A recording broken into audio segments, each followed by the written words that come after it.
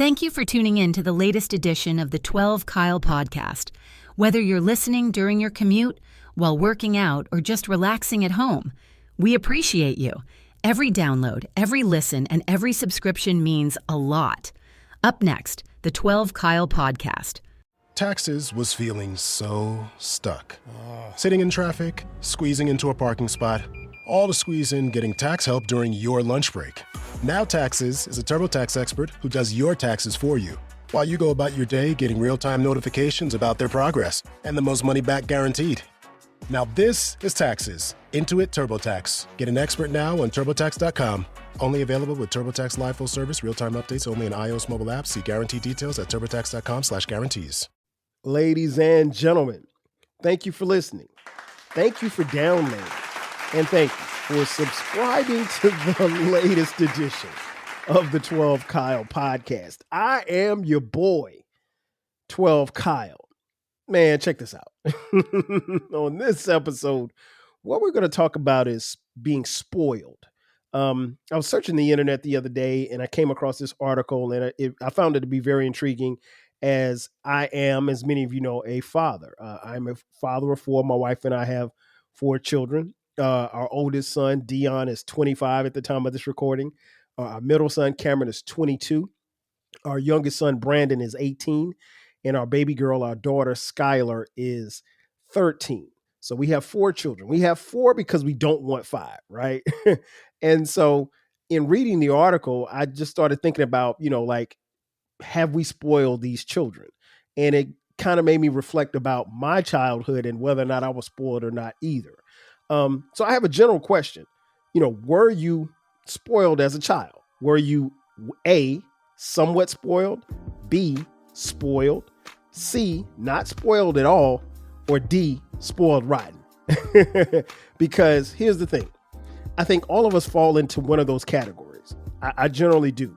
But I think it's very important that parents also understand where they were as children and then where you are as a parent. Now, not everybody that's listening to this podcast is a parent, but we all have had, or we've been parented either by our parents, step parents, grandparents, guardians, aunts, uncles. Somebody was an authority figure over all of us who are listening. So we're all going to fall in those categories. So it got me to thinking, what defines being spoiled? Is it just being able to get what you want? Or is it giving in excess to a child? And it could be somewhere in the middle. Full disclosure, I don't think I was spoiled as a child. I think my brother and I, we grew up in Florence, South Carolina. We were the typical lower middle class family. Here's the thing. We had everything that we wanted. And I take that back. We had everything that we needed. And it seemed to me like, looking back on it, I can't really recall wanting something that I couldn't get. Now, I do remember asking my mom different times, asking her for stuff. And she said, well, hey, I don't have any money. And it's kind of weird concept, because your mom might say, I don't have any money, but you see her go to the grocery store and spend money. Like, wait a minute, you just said you didn't have any money. I thought, and then the old adage for a lot of us growing up in the 80s and the 90s, do you think money grows on trees? It wasn't until I got to be a little bit older in life where I realized that money truly does not grow on trees. I wish it did, because if it did, I'd have a money tree in my backyard, and my front yard. But, I honestly speaking, I don't think we were spoiled. I think my parents were together until I was almost 14. And so I would say that they provided very well. We weren't wealthy by any stretch of the imagination. Financially, I would say that the life that I've led as an adult for my kids is far beyond the life that me and my brother led with our parents, as far as income is concerned. I'll be honest. I make a couple of dollars, and those dollars are a lot more than the dollars that my parents made. I'll just put it like that, without disclosing my business. but and that's cool. But I mean, like, it made me think, like, have we spoiled these kids? And where in that same scenario are my kids somewhat spoiled? Are they spoiled? Are they not spoiled at all? Or are they spoiled rotten? So it got me to thinking, okay, the first question, do you spoil your kids? And again, it made me look within, because I think in the efforts of providing for them, I think they are spoiled. I wouldn't say that my kids they're not spoiled rotten, that's for sure. And they're not spoiled at all. I mean, like, they have everything that they need. They have everything that they want. And then they get excess of stuff.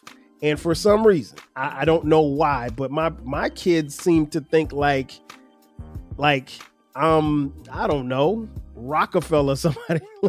Like, they think I'm Bill Gates, man. I was like, hey man, I work. Like, I ain't broke, but like, there's no money trees in the backyard. You can go look and check. I just checked like 10 minutes ago before I started recording. I didn't see one, right? And so, like, I will provide for my kids. And what's interesting is that I think what happened to me as a father, particularly when I became a father for the first time, my spending habits changed, because, like, wherein it would be about what I wanted to buy and what I wanted. And so if I went into a store and I saw some Air Jordans that I like, I just buy them, right? And I wouldn't think nothing of, okay, here you go. But when I became a father, it was like, okay, I'm going to buy a pair. Let me also buy Dion a pair. and then it became, okay, let me buy a pair, and let me buy Dion a pair, and let me buy Sharice a pair. And so, like, that became the thing. But I don't think that's necessarily spoiling. You just, you're providing, but you do a little bit more, right? So to answer the question, do I spoil my kids? I think they're somewhat spoiled. I don't think they're spoiled. Well, I think it fluctuates. I think it fluctuates between being spoiled and somewhat spoiled. If you ask them, the four of them, individually or collectively, they'll probably tell you that they're not spoiled, but and they'll probably tell you that we're strict. I don't think I'm strict at all. I really don't. Like, to hear, especially as my kids have gotten older, they say that. They say, "Oh, Dad, you're so strict.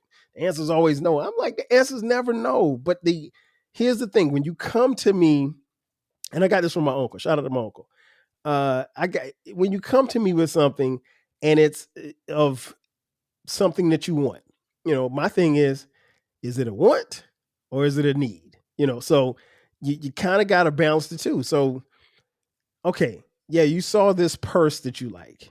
Is it a want or is it a need? Do you need a new purse? If you need a new purse, okay, cool. We rocking like that, right? We'll go to the store and get one. But if it's, if it's something that, if you've got 17 purses, do you really need an 18th purse? I mean, I'm just asking the question. And I'm not talking about my kids. I'm talking about my wife at this point, because it's like, even in our closet, I could go look in the closet and, like, there's over 150 something pairs of shoes just for 2 feet, and they're not mine. Right. So, but that's beside the point. But, so to answer the question, do I spoil my kids? I would say so. Again, now, and what's interesting, I wish I had gotten them on this podcast, because I'm very interested to hear the answers. Maybe I may text them today and say, hey, do you think you guys are spoiled, somewhat spoiled, not spoiled at all, or spoiled rotten? I'm interested. And here's the thing. I'm willing to bet if I text them individually, I may get 4 different answers because my sons are automatically going to say, well, we're not spoiled, but Skylar is. And Skylar is the baby. She's also the only girl. And she's the youngest. So, there's a tendency with parents to, kind of spoil the daughter, I guess. I don't know. She's the only daughter I have. We're not having any more kids. So this is what we got. So, but I don't think I'm spoiling them. Not like that. So the article talks about 5 signs that you're raising a spoiled child. So parents, if you're concerned that you're raising a spoiled child, Here's a checklist of quote unquote red flags to look out for. Number one, not taking no for an answer. Your kids expect to get things their way, and it usually goes their way. In fact, they're constantly telling you no. Yeah, see, now that ain't gonna happen in my house. Because how I was raised by my parents and still being raised by my parents, who are, elderly now, but they're in their mid 70s, but and they still are raising me, if you will, at 52 years old at the time of this recording. You can't. My parents would say, when they say no, that's it. It's no, and it's hard stop. Like there's nothing else to talk about. Dad, can I get this? No. Well, I really didn't ask my dad for a lot of stuff, because I knew he was always broke. But Mom, can I get this? No. Okay. Like that was it. So, but no, if my kid, there will never be a day when my kids ask for something and I say no, and then they tell me no. Nah. If that's the case, you better get it yourself, because that means I ain't getting it. Number two, being more into receiving than giving. No matter what you do, it's not enough, and the spoiled kids just want more. Again, that ain't gonna happen in my house. Because listen, if it's Christmas, what you got is what you got. You ain't getting nothing else. Now, full disclosure, I can only think of one time in their lives where Christmas was like really, really thin. And it was so long ago. And I think at this particular time, it was just Dion and Cameron. So it wasn't even like we had Brandon and Skylar. Like it was that far ago. And and they were young. So Dion and Cameron are 3 years apart. So it wasn't even like that. So I'm like, nah. And to be honest, that Christmas was thin and they didn't even notice. Because they were so young. But no, there'll never be a point where you give them something, they're like, all right, this cool. What else? No, that's not gonna happen in my house. It's just not. Number three, demanding things ASAP. This is when they don't consider people to be inconvenienced by their requests and expect you to set your getting tongue tied. Sorry. They expect you to set your priorities to the side. To cater to them. Listen, as sure as my name is 12 Kyle, that will never happen. You can't demand anything from me. Nobody. Nobody demands nothing from me. I demand everything from myself, and that's it. I'm the only person that can give demands at this point. Now, full disclosure, there's nobody in my life, my wife, my mom, nobody that demands anything of me. But, other than what I'm supposed to deliver. But no, there'll be no demanding from people that lay their heads up under my roof and don't pay the mortgage. Number four, only thinking about themselves. They feel entitled and expect special favors. I have a huge problem with the word entitlement, because you're not entitled to nothing. In fact, I have a podcast coming up talking about that. You're not entitled to nothing. My kids will always say, well, Dad, that's not fair. Dad, this is not fair. You know what my response always is? Life ain't fair. Ain't nothing fair. You got everything that you get. You have to earn it. Like nobody's going to give you anything. And I tell my kids that all the time. Outside of these four walls, there's nobody that's going to give you anything, because nobody owes you anything. What you work for is what you get. What you kill is what you eat. Nothing's just going to fall out of the sky for you. And if it does, then let me know, because I want some of that. Number five, never satisfied with what they have. They're used to having all the toys in the world, but it's never enough. They always want more. I can honestly say that never happened in my house. Our kids growing up always had a lot of toys. But it's just like anything else with a child. Like, that a child's going to play with the toy for a little while and then they'll move on to something else. I always laugh when I think about the kids when they were much younger. Cause like, I remember Cameron distinctively, like Cameron would, when he was a toddler, he would just be satisfied if he could sit on the kitchen floor and pull pots out of the drawers and bang on the pots. He loved the sound of that. It's a wonder that the boy didn't become a drummer. But like they were satisfied with minimal things like that. And so it didn't make a lot of sense to buy them a whole bunch of toys. Because here's the thing.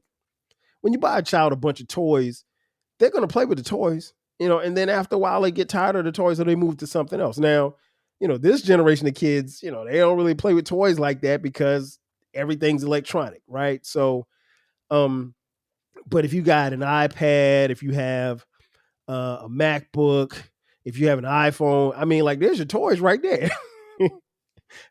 And you got a PS5.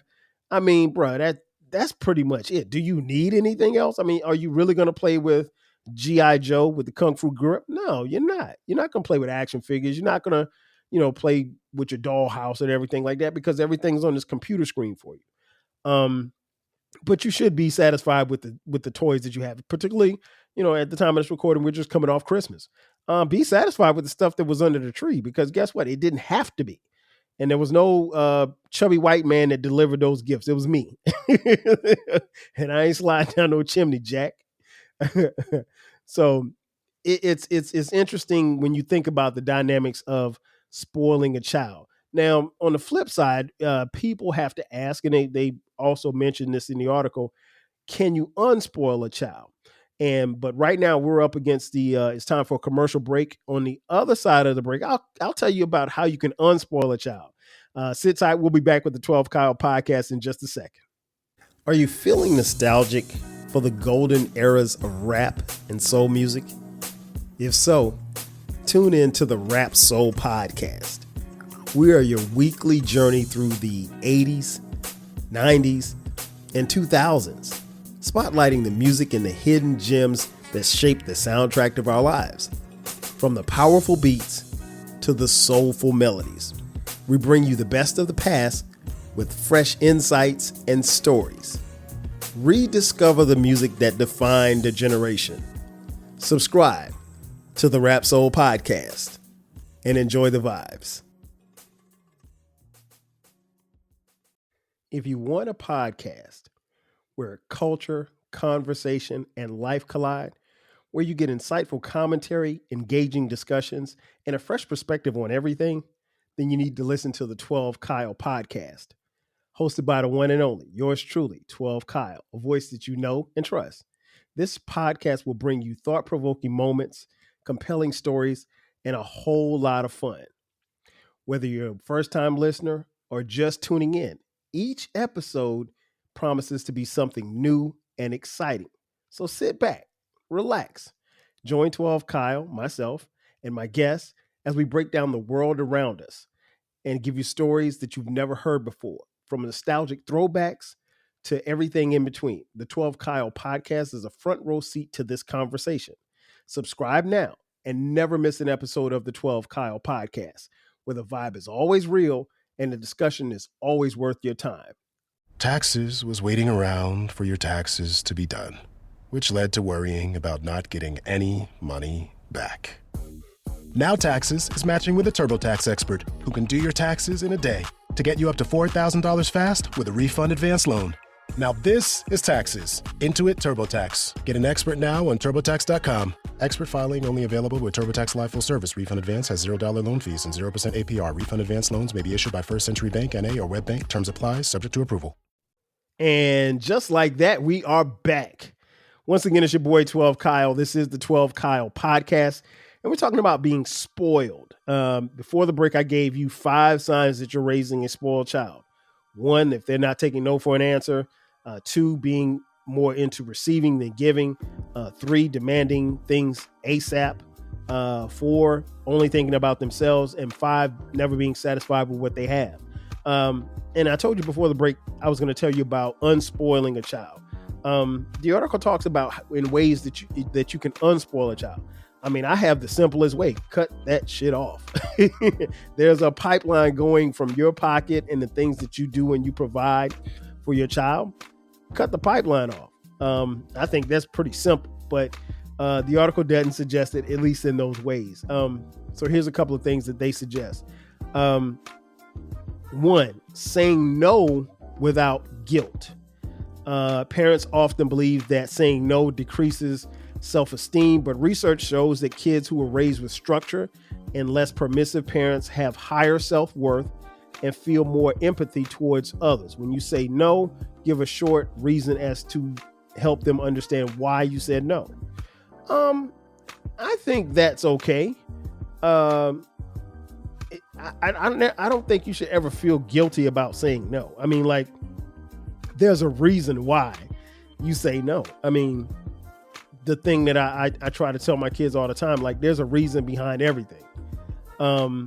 Sometimes they don't necessarily see the reason. Sometimes they don't necessarily understand the reasons.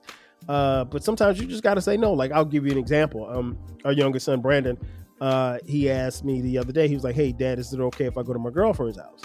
And he had just been over at his girlfriend's house the day before, and he was there all day long. I mean, like, literally from like 12 to like 9 o'clock, which was cool because it was the weekend, right? But the flip side of it is that, like, if you spend all day Saturday at somebody's house, you know, now you're talking about coming back the next day and spending a couple more hours. I mean, like, I'm thinking as a parent, her parents got to be like, "Man, this dude back over here again." Like, but I also understand too that, you know, they're dating, they don't go to the same school, you know, so they see each other on the weekends or whatever. But, you know, I'm also like the old school parent wherein you ever heard the saying, like, you don't want to wear out your welcome. You could easily wear out your welcome with those people because, like, they could get tired of seeing you, like, you know, and it'd be different if you just came by for an hour or two. But I mean, like, you know, I'm talking all day long. They're sitting there watching movies, they're laughing, playing games, video games. And it's, you know, it's all fun and games and stuff. And I get it. But, you know, I told him no. I was like, "No, man, just chill." I was like, "No, you can't go over there." And he was like, "Well, why, Dad?" And I was like, and now he said, "Why?" That's the difference between my parents, his grandparents, and me, because we've allowed our children we've given them some leeway to have discussions with us about things, about everything, wherein both Sharice and I came up in households where it was the old adage of a child is meant to be seen and not heard. Meaning, if your mom said something, that was it. Like, or your grandma said something, that was it. There was no, "Well, hey, can I do this or can I do that?" If they said no, that was it. There was no other conversation left to be had. And so we do give them the space to have open communication with it. Doesn't mean that that's going to change. So when he said why, we had a discussion about it. So that was cool. But and I was able to explain, because see, here's the thing. You want to be able to explain your no's, right? Particularly when you're talking about potentially spoiling a child.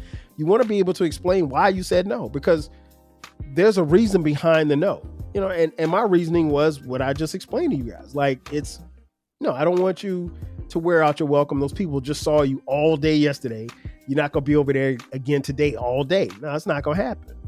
And I get why you would want to spend time with your girlfriend. I mean, that's your girlfriend. But at the same time, let's have a little common sense here. And at his age, and especially not having, you know, lived life just yet, you know, before he goes off to college, like, he has to understand those things. And those are the things that we're trying to instill upon him.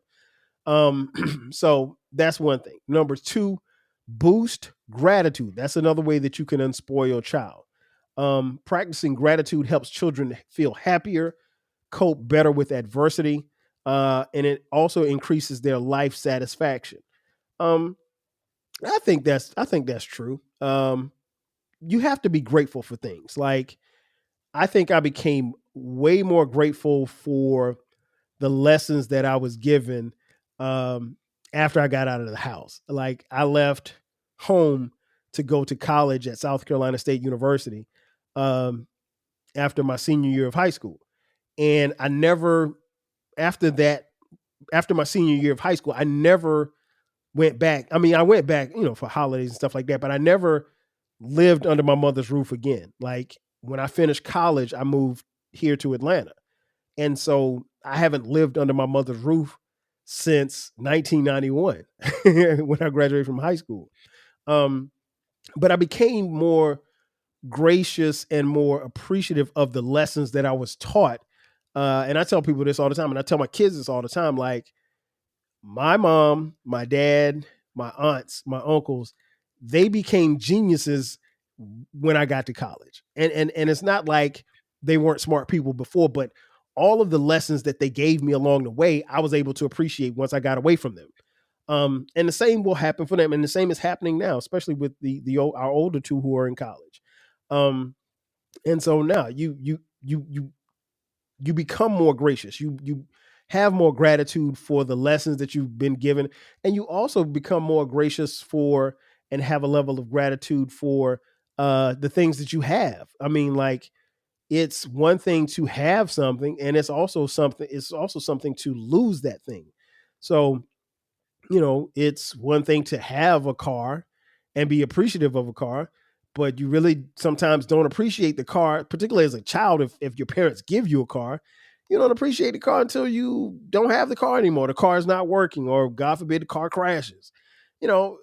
That happens. And so, like, you want to appreciate everything that you get, because you got to understand that more often than not, your parents are working vigorously, endlessly, to make a better life for yourselves. Just on a personal note, we've made a commitment to, from the day that we became, even before we became parents, we made a commitment to, give our kids the best of everything. But in doing that, also give them discipline and the knowledge of the fact that, it doesn't come from the sky. Like, we've worked hard to be where we are, and we want to reap the benefits. We want you to reap the benefits, but we also want you to appreciate it. And that's a very hard line, and a very a weird line to draw. And sometimes that line gets blurred because your kids don't really appreciate, what you put into them until either they move away from you, or sometimes until they become parents themselves. And there's an inner struggle here. And it was a struggle that I think I can only speak for myself. The young black men of my generation, it's a struggle that I've seen myself go through, as well as my friends go through, when we became fathers, in that, how can you teach your child to appreciate not having when they've had everything?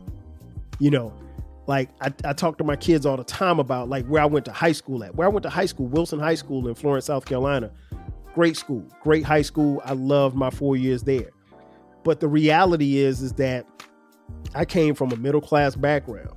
By the time my parents split and we moved on the other side of town, I was in a bigger house, and we had a driveway and a pool, and we played basketball. It was suburbia on steroids, right? And everybody on our street, successful, nice house and stuff like that. And people literally could walk out and leave their house unlocked, and, like, nobody would, go in the house. You wouldn't have to worry about anything like that. But I went to school with kids who, they didn't know if they were going to, the only time they knew that they were going to eat was when they arrived at school. They knew they were going to eat breakfast at school, and they knew they were going to eat lunch at school. And they may not eat again until they go back to school. Like, I went to school with kids like that, kids who, came up in much, much rougher circumstances than I did. But that being said, like, I was able to see that and have a certain level of appreciation for it. But if you have, and then everybody around you has, when do you get to the point where you appreciate not having? Because you've always had. And so there's an inner struggle there between showing your kids, what they have is important, but also making them understand that it's not, you can't take it for granted. Like, somebody had to work to get here. Like, I tell my sons all the time, like, y'all never saw me shooting in the gym. And I don't mean literally or physically, but, like, they did not see my struggles. And I had struggles, but they weren't supposed to, right? And I positioned myself and worked myself to the point where, life was supposed to be better for them than it was for me. And I think should be how generations move. I've led a much different life than my parents did. My mom grew up in the segregated South. My dad grew up in the North. And they had me in 72, and they worked and worked and worked. And, the marriage didn't work, but they tried to do what they could to provide a life for me and my brother. Like I said, we had a great childhood. You guys hear me talk about my childhood all the time. But my kids can never get on any type of platform and say like they struggled or they got it out the mud, because they didn't. Now, there's no silver spoons around here, I'll be honest. But like, no, there's nobody in our neighborhood doing a drive-by. They go to schools with kids who are much like them, come from two-parent households. The high schools, my sons have all gone to the same high school, but I mean, like, it's a high school that has like 98% of the kids go to college on scholarship, and it's a black school. I mean, and I'm not crazy enough not to think that doesn't happen everywhere. It didn't happen for me at Wilson. So, you position yourself to put your children in successful, situations and watch them grow from there. And so, like, we stress the importance, or at least what we think is important as far as education is concerned. But it's also about what you do with that paper. I tell people all the time, like, I have a college degree. My wife has 2 degrees. She's now working on her doctorate.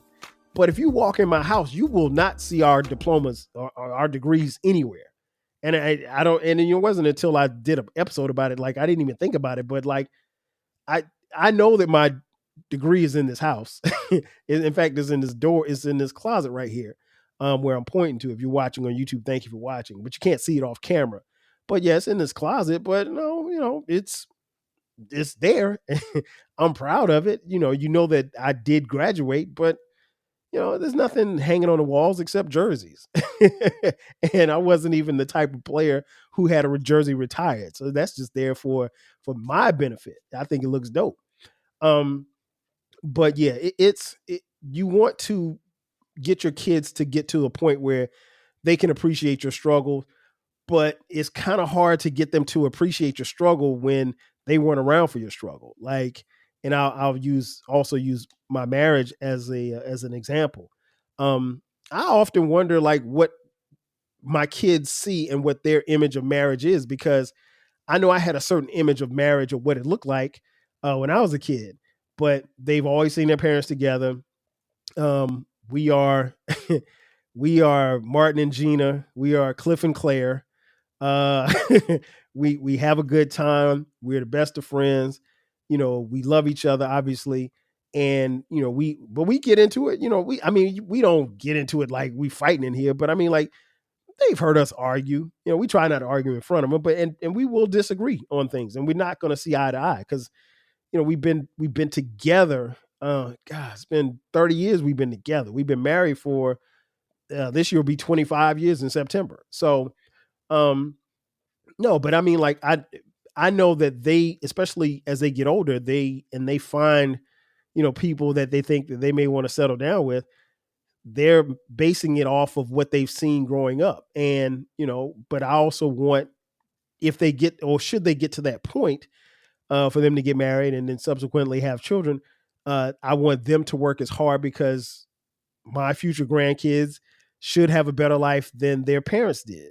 And it's not just so much about material possessions, but it's about generational and breaking generational curses.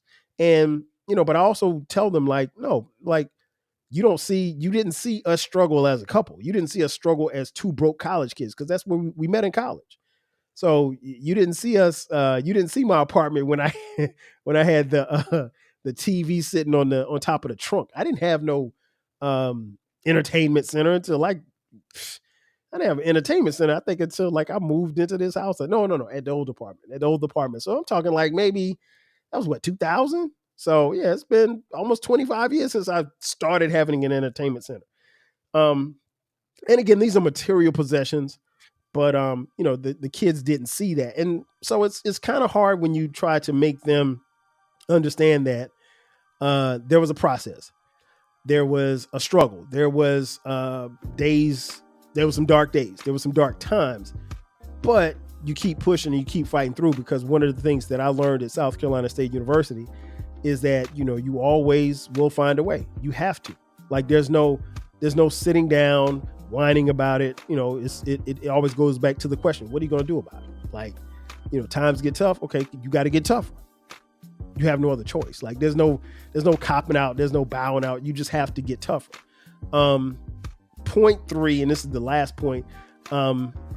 It says stretch waiting. Research shows that being able to pause, wait, and delay is highly correlated to future academic and financial success. Patience is the virtue after all. I think, yeah, if you make a kid's wait, but if you, in making them wait, you also have to make them earn it, right? I'm never going to reward my kids for having bad grades or piss poor behavior or them acting a fool at the schoolhouse. No, that's not going to happen. I mean, I ain't cut from that cloth. You'll get rewarded for your hard work. It's funny because we were having dinner one night and we were, all of us, 6 of us were at the table. And, and I really and truly, particularly since the older 2 are in college and we don't get to see them as much, I really appreciate the times that we are able to sit down together as a family and break bread. And we have some of the greatest conversations. And, they were just talking about, how their lives are. And it's just funny just hearing them talk about us as, and the things that we've done as parents, and not in a mean way, but they're just expressing themselves. But one of the things I tell them, like, it's going to take time. Patience is going to take time. Nothing happens overnight. Your dedication to your craft or whatever it is that you do will pay off, but you have to work. Like, it's not going to be given to you. And one of the things that I keep reiterating to them, like, everything that you want is going to be it's going to be a struggle involved, right? But hard work pays off. You won't get it, and it won't be. What I tell them, I always tell them, if it wasn't hard, everybody would do it. I say that all the time. They'll be like, "Well, Dad, this is difficult." Okay, well, it's supposed to be. Okay, like our oldest son Dion is getting his master's degree right now, and I'm like, yeah, getting a master's degree is not easy. It ain't supposed to be, but this is something that you want to do. It's going to pay off for you in the long run. Getting my bachelor's degree was extremely difficult. I got to have a podcast about some of my struggles in college were self-imposed, especially for the classes that I did not like. Yeah, I'll do a podcast episode on that. But at the end result, like, I earned that degree. And up until that time, December 14th was the greatest day of my life. December 14th, 1996. I remember that day like it was yesterday. That was the day that I earned my degree in marketing from South Carolina State University. And only a select few knew what I had to go through to get to that degree. I mean, it was blood, sweat, and tears, and a lot of jokes in between. But the thing I tell my kids is, like, it's okay. It's your reward is going to come. Nothing is going to come easy. But yeah, being able to unspoil your kids is, pause and delay and rewarding them for what they've done, after they've earned it. If you don't earn it, you're not going to get it. Like, I know people, who, really kind of dogged it in school, and they might get a new car or they might get new gear. And I'm like, wait a minute, you're being rewarded for not the stuff that you're supposed to be doing. Like, you can't get an F and get a new car. You can't get an F and get a new iPhone. Like, that just doesn't happen. But, we were sitting at the table and the joke was that Skylar is going to have we're going to buy her a car before she goes to college. And while I laughed at the joke, I mean, if things continue to trend in the direction that they are, she probably will, because she, at least to this point, has been the most effective, academically, and she'll probably because she's a whiz, right, as far as school is concerned. So she'll probably graduate in the top of her class. She'll probably have a full ride to college. So if I don't have to pay for your college, why not get you a car, especially if you're responsible? But I mean, we've got a few years before that happens. But is that spoiling her? No, that's rewarding her for what work that she put in. And she's really down to put in the work. She's always been, I'm not gonna say it's been easy, but it appears to be relatively easy for her. But I mean, in time will tell. But ultimately, in conclusion, I think it's important that, if you do spoil your child, that you also give them reasons not to be spoiled. You also try to unspoil them because, like, I get it. There's a premise that we want our children to have the physical possessions of everything that we didn't have as kids. I know personally, like, I buy a lot of Air Jordans because I couldn't afford Air Jordans when I was a kid. And so, like, I buy a lot of the retro Jordans that, I couldn't afford as a kid growing up. And I asked my mom and she say no. And she said, well, hey, let's, these Jordans cost $125. I see some Adidas over here for $55. Like, no, I don't want to wear no Adidas. And then it's like, okay, then this struggle back and forth. So, but I mean, I wasn't going to school with raggedy shoes, but no, the idea of getting 2 or 3 pairs shoes for school when school started, hell no. You was going to get 1 pair, dog. That was it. But in conclusion, like I said, it's really about, if you have a spoiled child, just letting them understand that you as a parent, you're working hard to provide for them. You just want them to appreciate it and just helping them understand that, again, money doesn't grow on trees, because if money did grow on trees, we'd all have a bunch of trees in our yard. And unfortunately, we don't. Ladies and gentlemen, that's going to do it for me. I am your boy, 12 Kyle. This has been another edition of the 12 Kyle podcast. Be sure to subscribe to the podcast. You can find the podcast wherever you get your podcast. This episode drops every Thursday and every Sunday at midnight when we drop bonus episodes. If you're on YouTube, check us out on YouTube. Thank you for watching on YouTube. We appreciate it. You can like, download, subscribe there. Hit the notification button. That way you get notified when we drop episodes on YouTube. If you're on social media, hit us up at 12 Kyle on Twitter X, Blue Sky, Facebook, Instagram, Threads, and TikTok. We're there as well. If you'd like to contribute to the podcast financially, you can hit us up on Cash App, $TWELVEKYLE. Also, we have merch. If you look in the description box, there's a merch link. Just click that link. You can buy 12 Kyle podcast t-shirts, hoodies, as well as coffee mugs. We got it for the low. And we also have a new baby. It is called the Rap Soul Podcast. It is a place where we have discussions of the intersection of rap, soul, hip hop, and R&B music from the 80s, 90s, and the 2000s. It is the best podcast you've never heard of, so check it out. We drop new episodes every Monday at midnight. You can find the podcast wherever you're listening to this one at right now.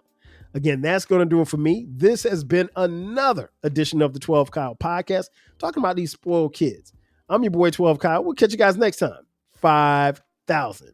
Cheer. Thanks again for listening to this episode of the 12 Kyle podcast.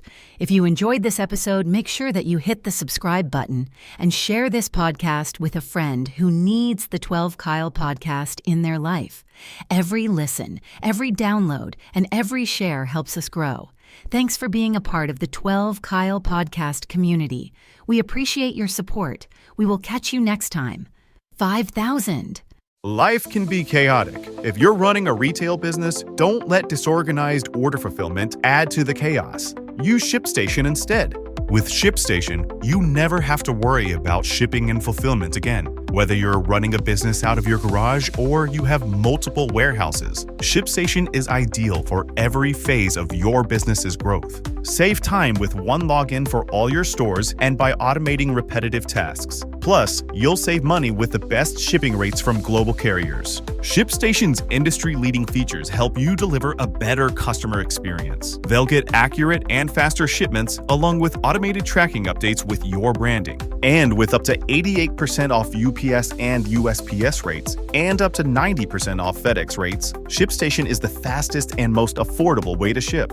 Calm the chaos. Switch to ShipStation today. Start a free trial at shipstation.com/audio. That's shipstation.com/audio. Taxes was feeling so stuck. Sitting in traffic, squeezing into a parking spot, all to squeeze in getting tax help during your lunch break.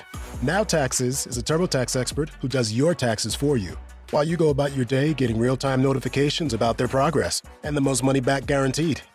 Now this is taxes. Intuit TurboTax. Get an expert now on TurboTax.com. Only available with TurboTax Live Full Service, real-time updates only in iOS mobile apps. See guarantee details at TurboTax.com/guarantees.